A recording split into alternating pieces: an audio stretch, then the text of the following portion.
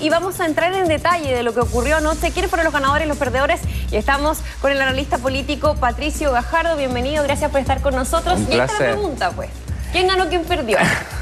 Es bien subjetivo, pero de todas maneras, tratando de hacer un análisis concreto, yo creo que se separó la paja del trigo, es decir, los candidatos que tienen un contenido, una profundidad y por lo tanto son capaces de ir más allá de los eslogans.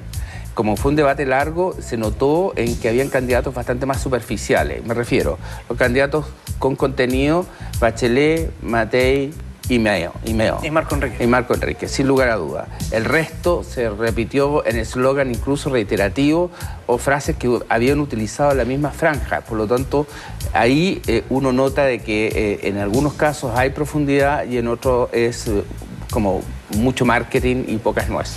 Entendemos que obviamente esto, porque hay gente que pudiera tener su subjetividad y que va a votar por otros candidatos que no están mencionados por Patricio Gajardo, tiene que ver con una apreciación respecto a sus propuestas, más que si nos cae bien, nos cae mal, nuestra sensibilidad, lo que propusieron ayer. Y yo quería preguntarte, ¿cómo se explica la alta adhesión que tiene hoy Franco Parisi? Si consideramos que sus propuestas no son profundas, ¿cómo se explica ese 10%? Él es tercero, él incluso supera a Marco Enríquez, a quien usted dice haber visto ayer con más profundidad y con más contenido que Meo. Sí, eso es bastante extraño, ¿eh? Porque yo te diría que lo que le está pasando a Meo, que o sea, si lo comparamos con el 2009, vemos un candidato mucho más profundo, mucho más sólido, con un discurso mucho más consistente, pero está siendo cooptado toda su propuesta por Michelle Bachelet.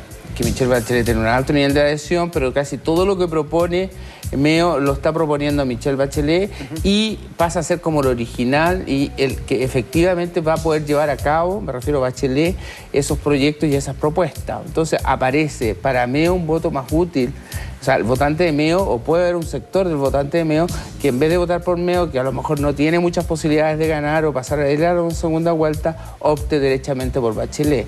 Y en el caso de Evelyn Matei, yo creo que hizo una buena performance al tratar de, primero, vincularse con el gobierno. En muchas respuestas, hubo respuestas muy interesantes. Tocó el tema me pareció bastante como aporte, cuando todos los candidatos outsider o los candidatos más chicos, cuando hablaron del tema de la delincuencia, como que asumieron que era un problema social, y ella reitera con mucha asertividad de que la pobreza no significa delincuencia y que por lo tanto no puede asociarse una cosa con la otra. Eso me parece un punto muy alto dentro del planteamiento de Matei. Bueno, Patricio, lo invito a que revisemos algunas de las declaraciones, de las interpelaciones que ocurrieron anoche durante esta primera jornada de debate. No basta con rostros nuevos. Hay rostros nuevos que pueden tener los peores vicios de la política. Lo que importa es que siempre tengamos en mente qué es lo que la gente quiere y cómo podemos avanzar para que la gente pueda vivir mejor y de manera más plena. Creo que cada persona tiene derecho a decir lo que piensa. Y si eso perjudica o favorece, es otro tema. Creo que la libertad de las personas de poder decir lo que uno piensa es la esencia de la política. Hay que terminar con esta posibilidad de que las ISAPRES puedan ser dueñas de las clínicas. ¿Dónde se ha visto? ¿Y sabe por qué ocurre eso? Porque el superintendente de salud, por lo general, es alguien que viene de afuera. Si fuera por las encuestas, ahorrémonos las elecciones. Vengo a desafiar el estado de las cosas, una parte del orden. No quiero cambiarlo todo. Quiero aprovechar su pregunta, si me permite, para recoger el guante de lo que se ha dicho aquí. Michelle Bachelet dice que ella quería primarias para una gran parlamentaria. Quiero decir con todo respeto a Michelle Bachelet, con fraternidad de nuevo, que no es cierto. Usted nos dejó votados a los que queríamos primarias. Pedíamos primarias para todos los cargos y usted facilitó el que envío vio. Señor Escalona, llegara sin primarias. Ahí estaba, pues, parte de las declaraciones. Vamos a ver, por supuesto, qué dijeron el resto de los candidatos. Una pregunta respecto al formato, Patricio. ¿Qué le pareció esto de que, por ejemplo, no hubiese instancias para que se respondieran entre los candidatos? Es cierto, son 9, era bastante extenso el debate en sí mismo, más de 130 minutos, pero ¿era la buena forma de hacerlo, una buena manera de que no hubiese interpelación, por ejemplo, entre ellos mismos? No, yo creo que era necesario. Si uno compara al candidato, el formato del debate regional, eso fue lo que lo hizo atractivo, es decir, que ellos podían levantar la mano si consideraban que habían sido aludidos y por lo tanto querían contestar. Y yo creo que hubo momentos muy álgidos, muy difíciles, por ejemplo, cuando Tomás Jocelyn Hall ataca explícitamente a Karen Dockenbailer, a la familia de Marco Enrique Dominami, y Marco Enrique Dominami hay que reconocer que se contuvo bastante bien cuando tuvo los minutos para responder, pero podría haber sido mucho más entretenido si es que hubiera podido levantar la mano y decir, mire, fui aludido y necesito responder lo que se está haciendo. Utilizaba su minuto al final. Utilizaba su minuto al final, pero ahí le cortó un poco de ritmo, fue mucho más lento el debate de lo que fue el debate a nivel regional. Pero, por ejemplo, fue inteligente Marco Enríquez cuando dice, y aquí le digo a Michelle Bachelet, y se dirige a ella, porque es un momento en que además la cara de Michelle Bachelet es una cara casi como está escuchando con pena lo que le están diciendo. Yo no sé si se está cuestionando, como diciendo, bueno, Marco parece tener algo de razón aquí, tiene un punto aquí, porque el formato no lo permitía, pero parece que lo bypaseó de buena manera él, ¿no? Lo bypaseó de buena manera, y yo creo que sí estaba al tanto, no tanto los resultados de la encuesta CEP, porque tampoco lo favorecen, pero sí hay un dato interesante en la encuesta CEP, que Marco Enrique Dominami aparece más al centro que Michelle Bachelet, y yo creo que utilizó esa información para ubicarse en un espacio más de centro. Si ustedes ahí en el compacto, digamos, Marco Enrique señalaba, yo no vengo aquí a transformarlo todo, yo vengo a hacer las cosas mejor sin freno de mano. Entonces eso es claramente un discurso hacia sectores más de centro, más moderados. Sí, eso que está diciendo Patricio Gajardo toca de alguna manera lo que pasó con la encuesta CEP, que vamos a preguntárselo, pero antes, para que no crea que elegimos solo algunos candidatos y con alguna intención, vamos a ver más del destacado, y va a ver usted que están graficados los 9 candidatos presidenciales. Puede ser lo más interesante que dijeron ayer, un poquito subjetivo, pero aquí están los otros candidatos. Necesitamos esencialmente recuperar el respeto a policías que antes actuaban simplemente por presencia. Y sobre todo necesitamos trabajar la rehabilitación. El Estado lo hace mal en la rehabilitación. ¿Quiénes lo hacen bien? Lo hacen bien organizaciones religiosas como Paternitas o como los evangélicos. ¿Sabían ustedes que mañana, mientras el segundo día de debate, se va a estar discutiendo en el Parlamento la ley Hinz-Peter? Una ley que sigue criminalizando a todos aquellos luchadores sociales que salimos a la calle.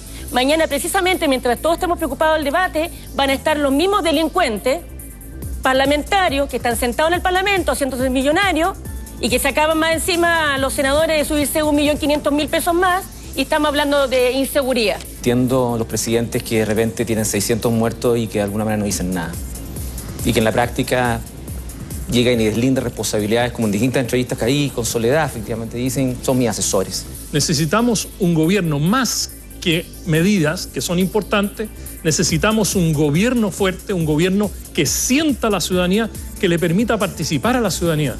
Sin esto no llegaremos a destino. Este es el momento histórico para atravesar ese paso. El momento político de Chile ha cambiado y esta candidatura ofrece esa posibilidad de cambio. La señora Bachelet y la señora Matei deberían dar explicaciones al país por qué durante sus gobiernos se gastaron 8.200 millones de dólares en traspasos a las clínicas privadas para que hagan negocio y lucren. ¿Sabe lo que eso significa? 28 hospitales de alta complejidad, 200.000 nuevos trabajos y especialistas en el sistema público. Bueno, ahí veíamos al resto de los candidatos, Pato. Teníamos a las 9, por supuesto. Es verdad. Yo quería preguntarle, Patricio, si tienen algo para corregir. A partir de hoy hay una segunda oportunidad, son otros temas, es verdad, pero respecto de la puesta en escena, de la actitud que tuvieron, ¿hay algo que le corregiría a alguno de ellos? Varios, digamos. Yo creo que en el caso de Ricardo Israel ayer estuvo muy mal. Hay un momento en el cual se le pregunta sobre Pedro Velázquez y no contesta, se demora mucho, y no solamente eso, sino que fue muy ambiguo, que es un poco el déficit de Ricardo. O sea, no se sabe muy bien qué es lo que representa, si una persona de centro, una persona de derecha, una persona de izquierda. Él me podría decir, bueno, yo soy de centro, moderado, pero eso no tiene mucho sentido a la hora de que el votante necesita identificar hacia dónde se dirige o por qué un candidato va en una determinada línea. Ahora, Jocelyn Hall, evidentemente que fue muy agresivo. Creo que innecesariamente, como no había posibilidad de réplica, esa agresividad no le trajo ni le redituó en un mayor protagonismo en el caso del debate. Si es que hubiera cuando arrastró el poncho con Marco Enrique Ominami. Marco Enrique le hubiera contestado, habría sido un torpeo y un misil muy interesante. Rosana Miranda, siempre magistral en términos de los poderes de comunicación. Me parece que, por ejemplo, que era inaceptable en el caso de muchos candidatos cuando concluyen en su discurso que repitan casi todo lo que dijeron. Muchos de ellos repitieron los mismos eslogans que habían hablado durante todo el debate. Entonces da la impresión de que como no tenían ninguna idea para concluir esa presentación. Rosana Miranda se atrevió a plantear una puesta en escena interesante.